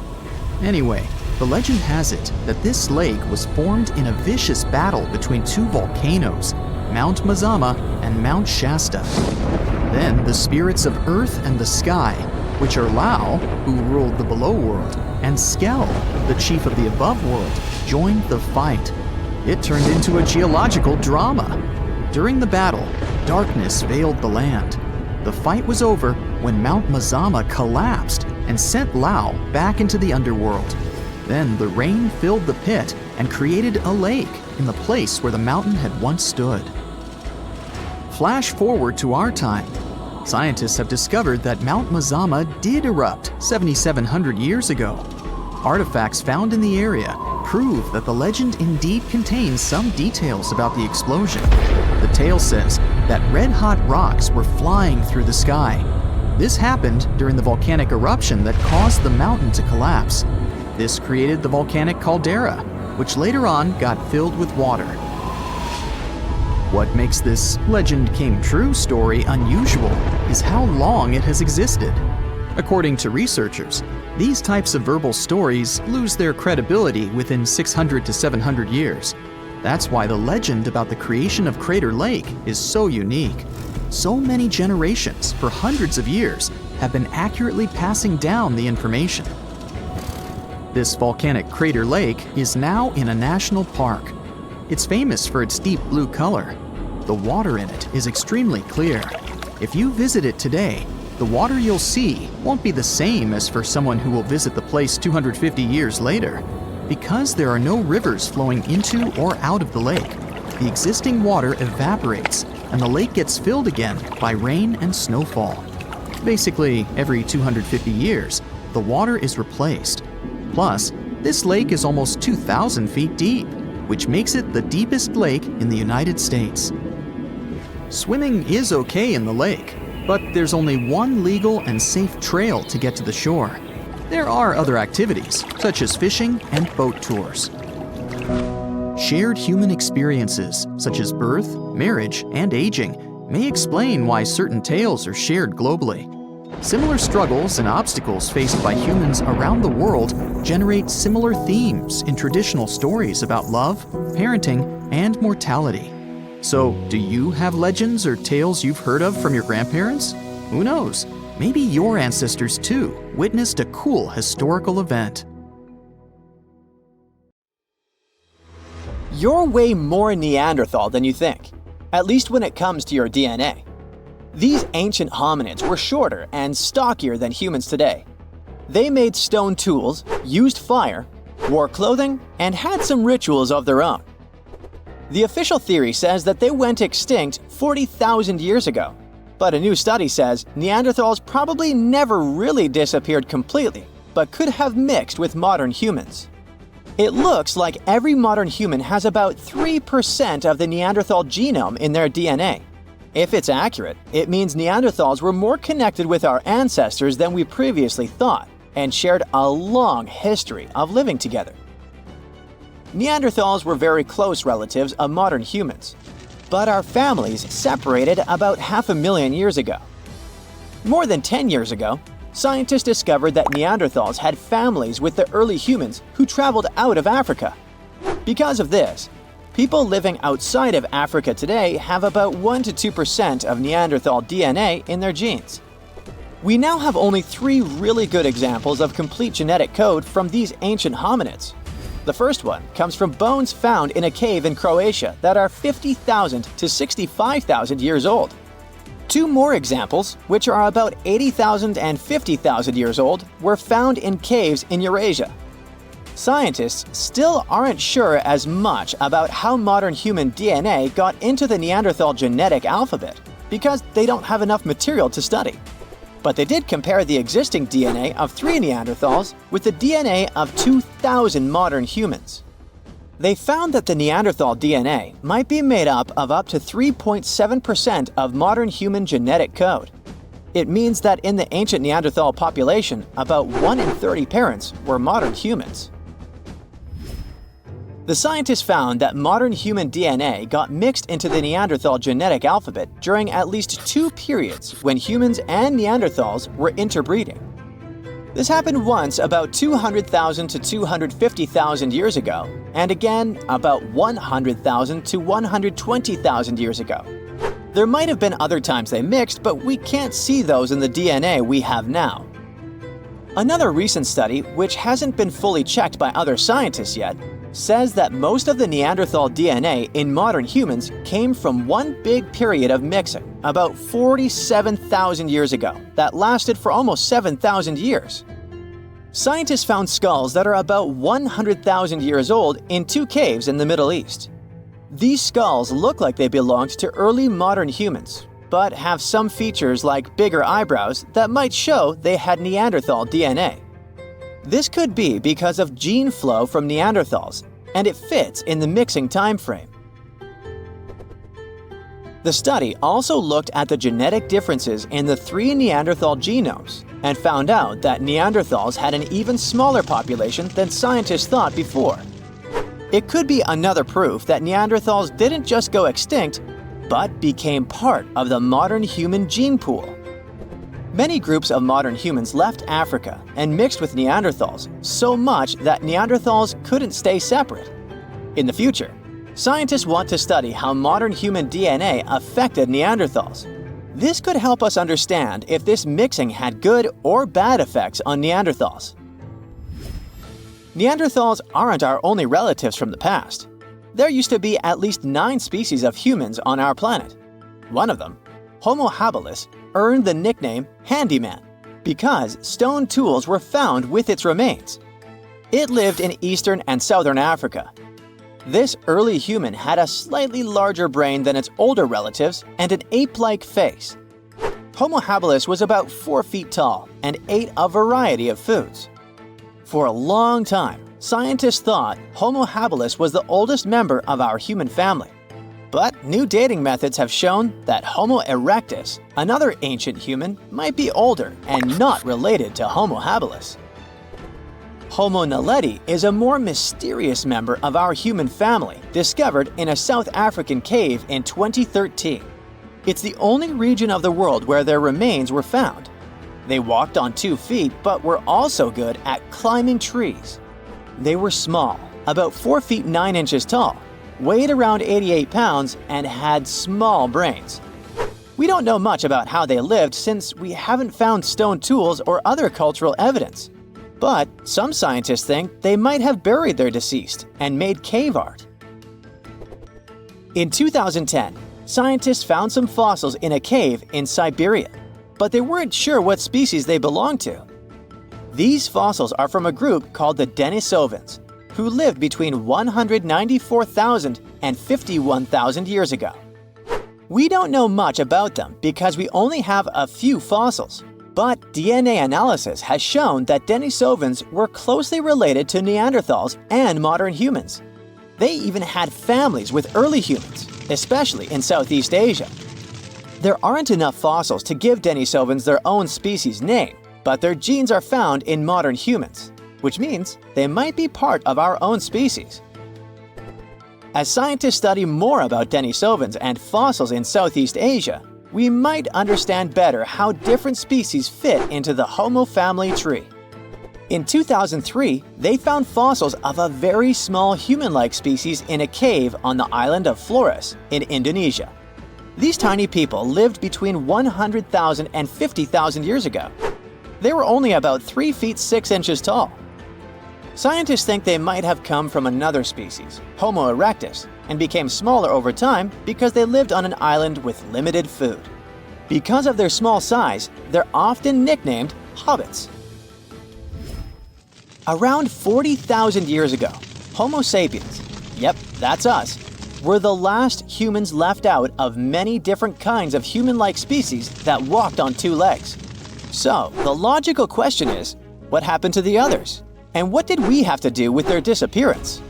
Some scientists think we survived because our offspring lived longer, or because we were better at handling changes in the weather. Others think we might have competed with other human species, or maybe mixed with them and shared genes. About 300,000 years ago, the first Homo sapiens lived in Africa. They didn't look exactly like us, but they were more similar to us than other early humans. They had tall, round skulls with almost straight foreheads. Unlike Neanderthals, they didn't have thick brows or jutting jaws like Homo naledi. They also had chins, which no other early humans had, though we still don't know why. Homo sapiens lived in bigger groups and had more genetic diversity compared to other early humans. This helped us in many ways, not just in staying healthy. Having big social networks across different places was like having a safety net. If we ran out of food or water, we could go to other groups we were connected to, and they would help us because we weren't strangers, we were family. These big networks also helped these early humans share new ideas and inventions. A big simulation showed that later species of humans could live in many different environments because of these wide networks and the ability to adapt. We know that Neanderthals were really smart, but Homo sapiens might have been just a little bit smarter.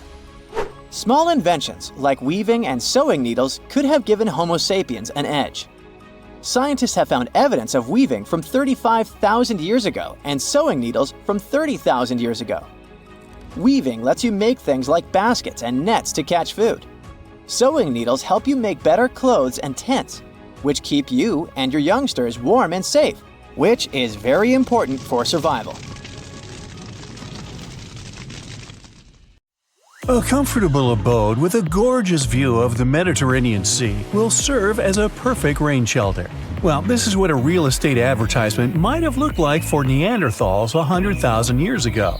Welcome to the weird and wonderful caves you could live in, or not. Of course, back then, neither real estate and advertising had been invented yet. Never mind the fact that Neanderthals couldn't build houses and often lived in caves. Yet, one of those caves looks an awful lot like a residential building. It's situated inside a high limestone cape called the Rock of Gibraltar. If the Neanderthals had had an economy, the caves inside this rock would have cost a bundle. Navigators discovered it in 1907. They just spotted a big hole inside the fortified rock. For many years, scientists have studied this place and found some traces of Neanderthals. They discovered ancient tools in the cave and bones of old animals. But the coolest thing was, they found 4 caves inside the rock. It was like a residential complex. Neanderthals lived alongside neighbors and helped each other hunt and fish. They created feather decorations and painted abstract drawings on the walls. Imagine our ancient predecessors hanging out in these caves 100,000 years ago. And now, scientists hang out there and study the primeval past of Neanderthals in detail. At the end of 2021, archaeologists uncovered a gap inside one of the caves leading to an unknown tunnel. They crawled through this hole and opened a new space under the cave roof. This place has been closed off from the outside world for over 40,000 years. And it seems it was one of the most prestigious apartments in the entire mountain complex. It has high ceilings with ancient stalactites. The ruined stone curtains divided the apartment into several rooms. Scientists also found the remains of ancient animals and scratches on the walls. It seems that Neanderthals had never lived here, but they used to visit this place. Archaeologists found the shell of a sea snail called dog whelk. One of the Neanderthals brought it here for some reason, but the primary owners of this place were hyenas. These caves show that Neanderthals were closer to humans than to monkeys. They had a way of life and even some customs.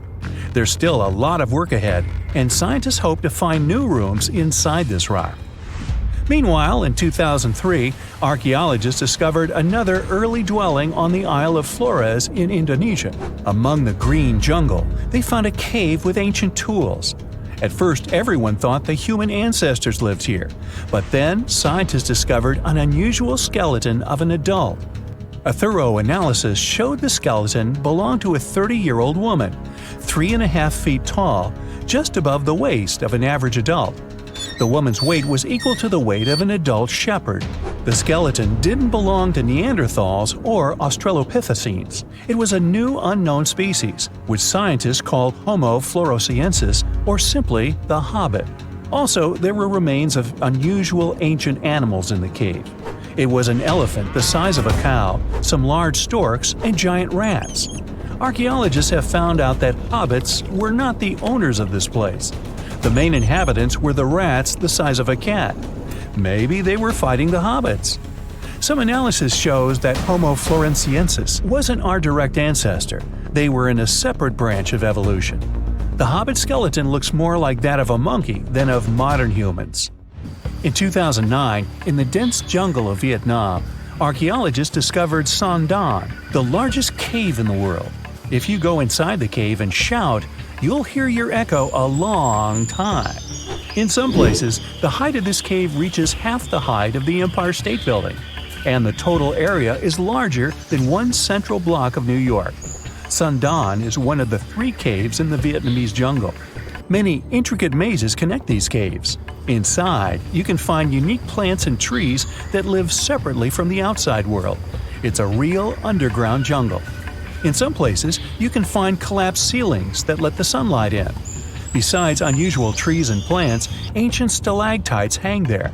Some limestone deposits are more than 450 million years old. They were here even before dinosaurs appeared. There are also many rivers in the cave. Rainwater coming down from holes in the ceiling has formed them. Fast streams resemble slides in a water park. They lead to unknown underground labyrinths. Scientists have studied only a small part of all these caves. The next unusual cave is in New Zealand. Hundreds of thousands of fireflies live inside. Each of them glows with a blue light. Together, they light up the cave. It may seem to you that you're on another planet, but you can't stay there for a long time. Special air measuring devices are everywhere. Scientists monitor the level of carbon dioxide necessary for the normal existence of fireflies. These insects are sensitive to the environment. If there are many people in the cave, or they stay there too long, the park staff will ask them to leave the place. It's like you're literally stealing oxygen from the fireflies. We've seen some pretty amazing caves so far, but how about a scary one? We're going to the desert of Yemen's Al-Mara province.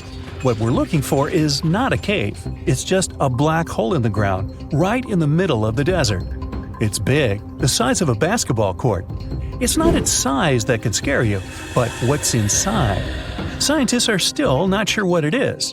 From the depths of this black abyss, a disgusting smell of rotten eggs constantly comes out, and sometimes you can hear some strange, frightening sounds.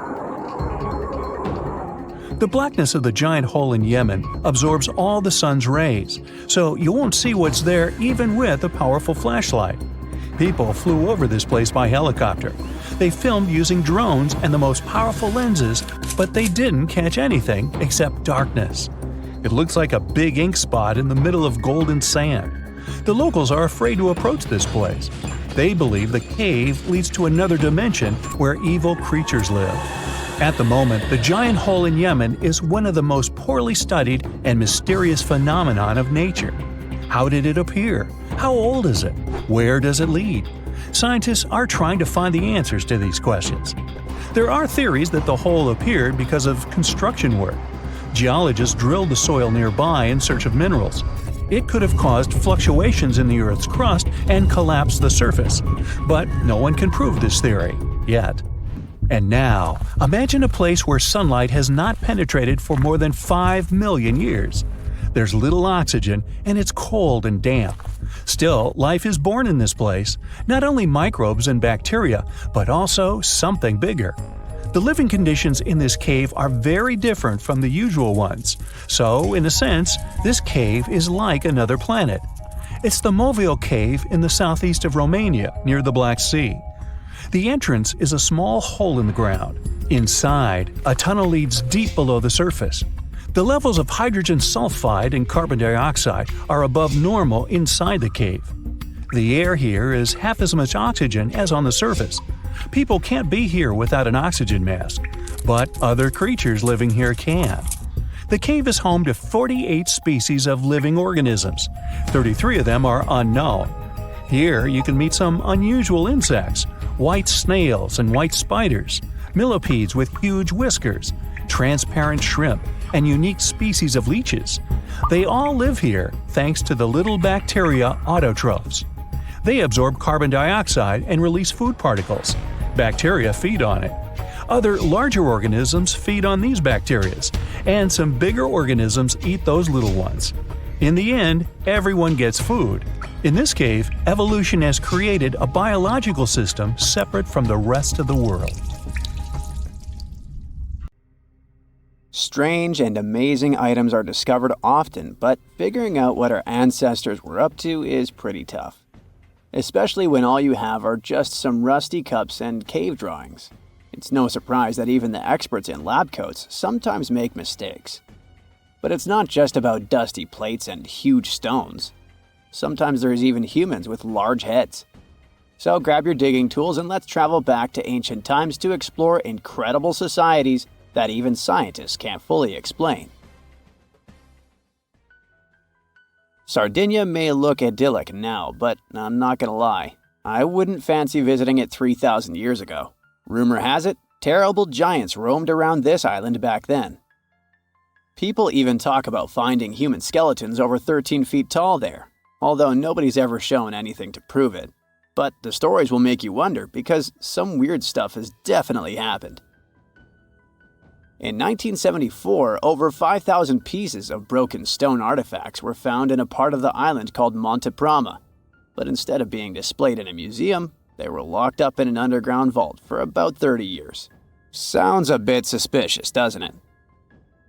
When they were finally displaced in 2005, scientists put the pieces together to find statues of 38 giant men standing 8 feet tall.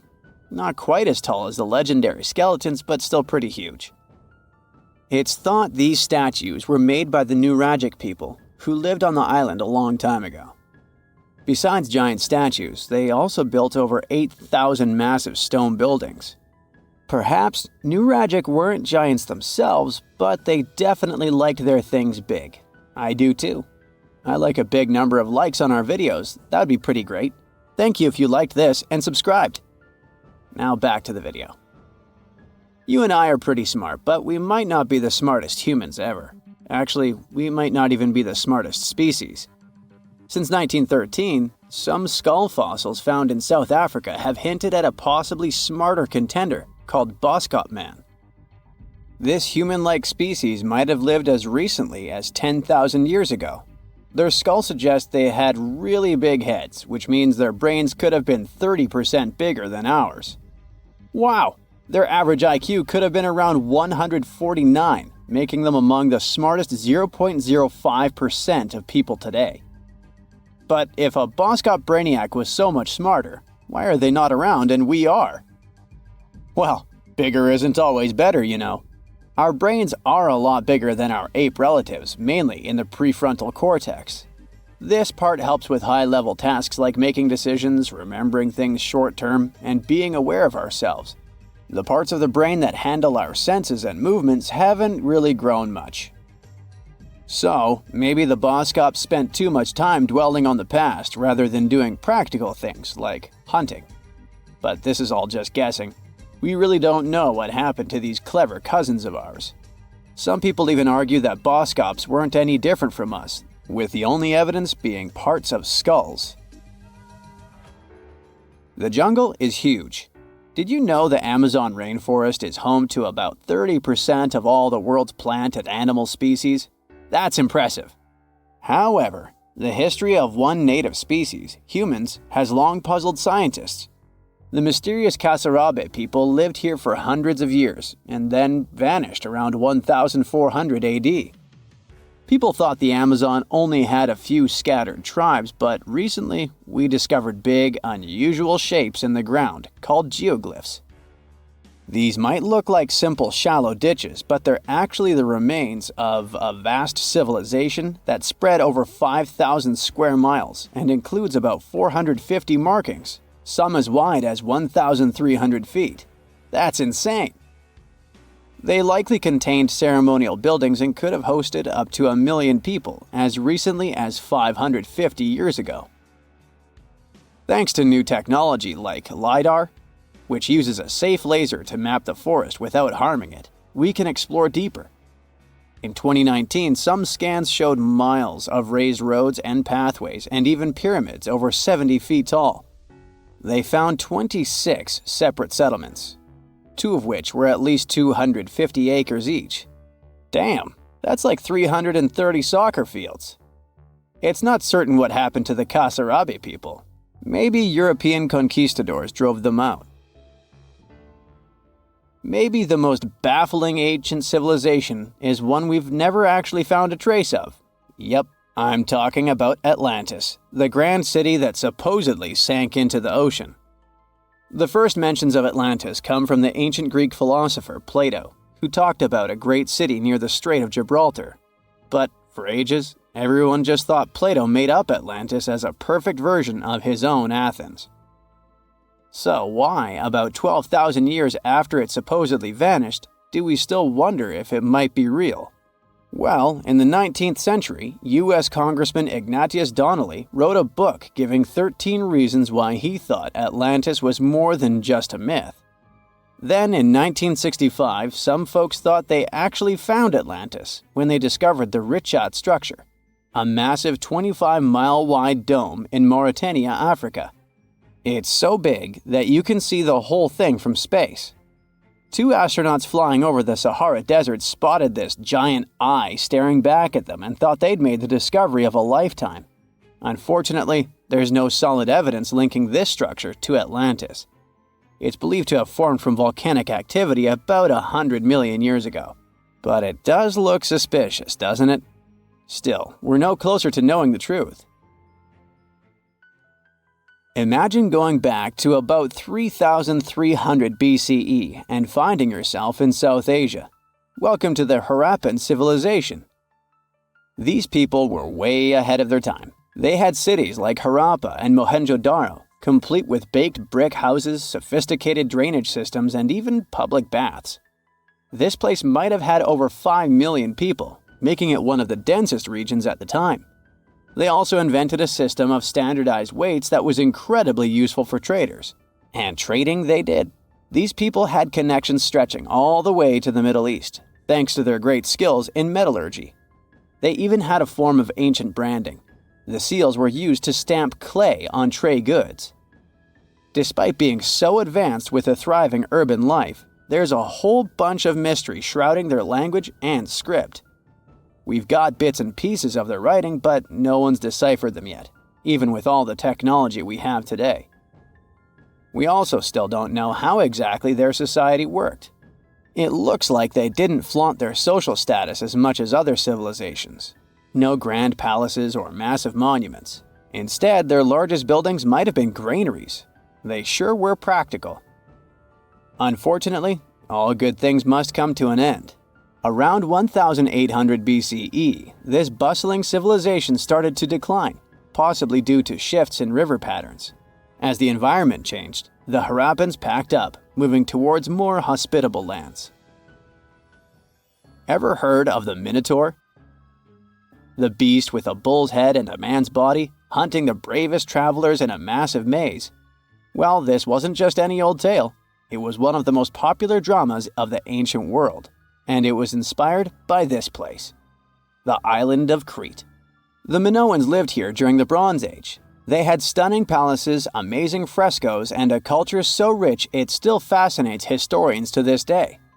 They built places like Knossos, which was so complex with its multi-story buildings and elaborate hallways that it might have inspired the whole labyrinth myth. Their engineering was so ahead of its time that even their drainage systems were more advanced than what many of us have today.